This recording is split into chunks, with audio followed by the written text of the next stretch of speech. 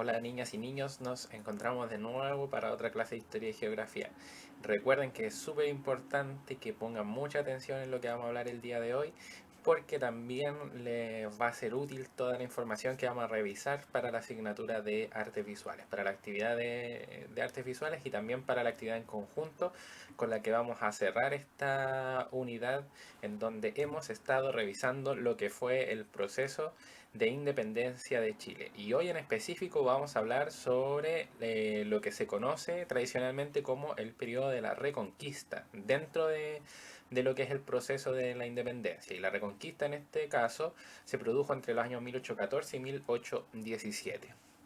El objetivo, vamos a seguir con el mismo de la clase pasada, solo que hoy vamos a hacer énfasis en tanto las mujeres y los hombres mayormente, que mayor se destacaron dentro de este proceso, y también vamos a revivir un poco lo que fue la batalla de Rancagua, y hoy vamos a además a agregar lo que fue la batalla de Chacabuco.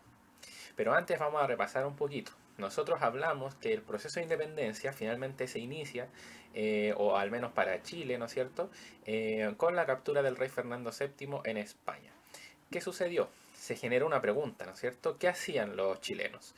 Hubo dos grupos que presentaron diferentes respuestas. El grupo de los patriotas que decía, bueno, podemos respetar aún digamos, el poder del rey, pero quizás sería bueno también comenzar a generar instituciones en donde nosotros, los chilenos, nos veamos involucrados y podamos tomar decisiones. Por otro lado, estaban los realistas, que eran totalmente fieles al rey y que ellos decían que no se debía crear ni un órgano independiente a la corona española, a pesar de que el rey estuviera prisionero. A partir de esa discusión, ¿no es cierto?, el día 18 de septiembre de 1810 se forma un cabildo abierto en el que se determina que Chile va a comenzar a funcionar o va a comenzar a obedecer a una Junta Nacional de Gobierno. Por lo tanto, el día 18 de septiembre nosotros celebramos la formación de la primera Junta Nacional de Gobierno, que tomó diferentes decisiones, por ejemplo, la creación del primer Congreso Nacional, la apertura de la biblioteca y el Instituto Nacional y otras, ¿no es cierto?, decisiones muy importantes para nuestro país.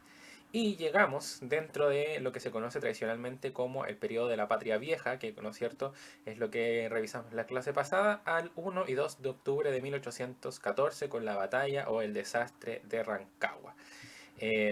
¿Por qué fue importante? Porque le puso fin a este periodo de la Patria Vieja, da inicio al periodo de la Reconquista que vamos a ver hoy día, pero también porque muchos de los chilenos patriotas que apoyaban digamos, la idea de la independencia tuvieron que escapar a Mendoza. Entre ellos Bernardo O'Higgins, que es a quien vemos ahí en la imagen. Bueno, yo aquí puse como título la restauración colonial. ¿Por qué? Porque si bien yo les dije que vamos a hablar del periodo de la Reconquista, de todas formas hay algunas discusiones que dicen que el término Reconquista, la palabra Reconquista está mal utilizada. ¿Por qué? Porque finalmente, a pesar de que, por ejemplo, yo les dije, se formó la primera Junta Nacional de Gobierno, el Cabildo, se crearon algunas instituciones propias, siempre nosotros seguimos de una u otra forma bajo el mandato del rey Fernando VII, a pesar de que él estuviera prisionero. Por tanto, de una u otra forma, él no reconquista, sino que comienza a restaurar, perdón, el poder que había perdido en, digamos, antes de 1810. Por lo tanto, ¿qué sucede? En 1814 ya vimos, ¿no es cierto?, el desastre de la batalla de Rancagua, pero además en mayo, o sea, antes de la batalla de Rancagua, el rey Fernando VII había logrado recuperar su trono. Obviamente, todo lo que sucedía en España a nosotros nos afectaba de alguna manera porque estábamos íntimamente ligados con lo que sucedía en la corona española. ¿Qué hizo Fernando VII? Como yo les decía recién, él quiso restaurar su poder, recuperar el poder que de alguna forma había perdido. Por tanto, por eso ahí yo puse, se aplica una política de restauración. ¿En qué consistió esta política de restauración? En primer lugar, lo primero que hizo Fernando VII fue eliminar todas las instituciones que se habían creado, ¿no es cierto?, independientes a él. Por ejemplo, las que yo les recién mencionaba, como por ejemplo el Congreso Nacional. Y además creó un tribunal que se llamó el Tribunal de Justificación o Vindicación, en donde de una u otra forma se perseguía a quienes tenían ideas independentistas o que de alguna u otra forma se sentía que habían traicionado al rey Fernando VII. En esto, el rey Fernando VII se apoyó mucho en este personaje que nosotros tenemos aquí, don Casimiro Marcó del Pont. ¿Por qué?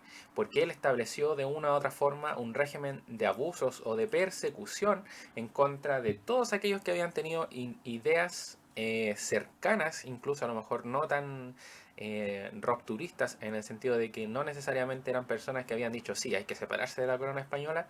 No, él persiguió básicamente a todos los que de alguna u otra forma pensaran siquiera así en una pequeña posibilidad de que nos podíamos separar de España y en este caso del poder del rey Fernando VII. Entonces, siguiendo con estas políticas, por ejemplo, dentro de lo que hizo Casimiro Marcó del Pont, también él suspendió, por ejemplo, las fiestas públicas o los encuentros públicos y por lo tanto la gente no se podía juntar. La idea era que no se pudiera conversar sobre ninguna idea acerca de la independencia. Además también fue reconocido porque exilió a muchos patriotas a la isla de Juan Fernández y los mantuvo prisioneros. Entonces obviamente ustedes se imaginarán que esto generó mucho enojo en las personas, ¿no es cierto? No, digamos, no solamente y necesariamente en los patriotas, sino que en la sociedad en general. Eh, por lo tanto, ¿qué es lo que sucedió? Yo les dije que muchas personas, ¿no es cierto? Muchos patriotas habían huido a Argentina, en específico a Mendoza. En Mendoza, las noticias de lo que estaba pasando en Chile tampoco pasaron desapercibidas. Muy por el contrario, don José de San Martín estaba creando, diseñando, ¿no es cierto?, un plan que iba a permitir la independencia de parte de Sudamérica. ¿Cuál era el plan de él? Primero, obviamente, juntar un ejército que fuera bastante numeroso, cruzar la cordillera de los Andes hacia Chile y empezar desde aquí todo lo que era el proceso de independencia. Entonces la idea era primero liberar Chile y luego Perú desde el mar. ¿Por qué Perú? Porque era, digamos, el enclave más importante de la corona española, porque ahí se encontraba el virreinato del Perú. Entonces, ya hacia aproximadamente 1817, el Ejército Libertador de los Andes contaba con aproximadamente cerca de 4.000, 5.000 hombres. Ya las cifras siempre son aproximadas, nunca lo vamos a saber bien con exactitud. Pero, ¿qué le permitió a San Martín? Poder llevar a cabo su plan. Es así que, ¿no es cierto?, a finales de bueno, en este caso, en realidad a principios de 1817, el ejército libertador de los Andes cruza, ¿no es cierto?, hacia Chile por diferentes puntos y se produce lo que fue la batalla de Chacabuco el 12 de febrero de 1817. Eh, ¿Por qué fue tan importante esta batalla? Porque se logra, ¿no es cierto?, un triunfo rotundo por parte del Ejército Libertador de los Andes y eso genera que Casimiro Marcó del Pont, que era este personaje que yo recién les hablaba, intenta escapar, ¿no es cierto? Y eso de una u otra forma genera que hay un espacio de poder que en este caso va a ser tomado luego por Bernardo O'Higgins. Entonces, Casimiro Marcó del Pont fue el último gobernador designado de alguna manera por la corona española. Por eso es tan importante esta batalla de Chacabuco y además porque obviamente las tropas patriotas vuelven a reinstalarse en nuestro país y entran gloriosas, ¿no es cierto?, el día 14 de febrero de 1817 a Santiago. Ahora, yo rápidamente, gracias a la tecnología, les voy a explicar un poco. Entonces, estábamos hablando de que las tropas patriotas, ¿no es cierto?, en este caso, estaban en este sector, en Mendoza, ¿no es cierto? De aquí comienza todo lo que es, digamos, el avance de las tropas y se desplazan en diferentes sectores. Por ejemplo, la división de O'Higgins y San Martín viene desde San Felipe, pero antes de eso también algunas tropas vienen de un poco más del sur. ¿Y por qué de este sector del sur se desplazaron desde Mendoza así, en esta forma? Porque todo el sector de Melipilla y de San Fernando, que es esta parte de acá, había sido tomada previamente por Manuel Rodríguez, que había iniciado una suerte de guerra de guerrillas. Él, con personas, digamos, comunes y corrientes, logra tomar primero Melipilla y luego San Fernando, y eso posibilita el avance de las tropas patriotas. Por lo tanto, entonces, como les decía, desde San Felipe, al norte de Santiago en este caso, y desde Melipilla y San Fernando, avanza el ejército patriota y la batalla de Chacabuco sería en este sector de aquí. Así que ahí también aparece la figura de Manuel Rodríguez. Y que es justamente un poco de lo que quiero hablarles ahora, de aquellos personajes importantes. Siempre, ¿no es cierto? Aquí yo les hice una pequeña selección de los personajes que hemos visto hasta ahora, porque la independencia aún le queda una parte, ¿no es cierto?, que es quizás la más importante. Pero eso lo vamos a ver en la próxima clase. Tenemos entonces a José Miguel Carrera, que lo vimos, ¿no es cierto?, que un poco era importante porque había llevado el proceso de la independencia de las ideas a la guerra, ¿no es cierto? Él de una u otra forma adelanta el proceso de independencia. Tenemos a Bernardo Higgins, que fue muy importante porque su división, que era una de las más numerosas del Ejército Libertador de los Andes, es la que tiene mayor participación en la batalla de Chacabuco. Tenemos a don Manuel Rodríguez, que yo recién les decía había sido muy importante porque logra tomar algunos sectores que eran enclaves, ¿no es cierto?, o ciudades muy importantes para los realistas, y él logra tomárselas, para sorpresa de muchas personas, ¿no es cierto? Y tenemos a don José de San Martín, que vimos recién, organiza, ¿no es cierto?, el ejército de los Andes, está a la cabeza y organiza todo lo que es el plan de independencia. Pero muy pocas veces se habla de las mujeres que estuvieron también involucradas en el proceso. Aquí yo seleccioné a 4. Tenemos a doña Javiera Carrera, a doña Luisa Recabarren y doña Paula Jara Quemada. ¿Y por qué voy a hablar de ellas 3 en conjunto? Porque ellas cumplieron una función, una misión que es más o menos similar. Ellas, ¿no es cierto?, principalmente de una u otra forma ofrecían su casa para reunirse y discutir sobre las ideas de independencia, pero también obviamente ellas hacían una propaganda de estas ideas de separarse de la corona española, y también son una suerte de espías, ¿no es cierto? Porque ellas envían información a Argentina de lo que está pasando en Chile.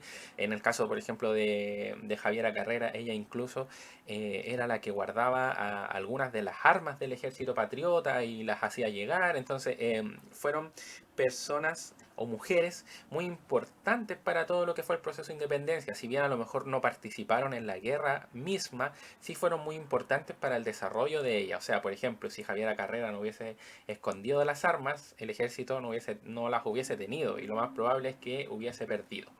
Y dejé para al final, un poco aparte, a doña María Cornelia Olivares, porque me parece que su historia es muy interesante. Ella es conocida como una agitadora de la independencia, es decir, era algo así como José Miguel Carrera, ¿no es cierto?, que ella tenía súper claro que había que separarse totalmente de la corona española, y digamos por eso es una agitadora. Ella agita, ¿no es cierto?, todo lo que es el ambiente existente hasta 1817 aproximadamente. Justamente ese año a ella la toman prisionera y la humillan públicamente, por eso ustedes la ven ahí colgada de un árbol, ¿no es cierto? Está sin pelo, se dice que también le sacaron sus cejas, ¿no es cierto?, y la sometieron a una humillación pública.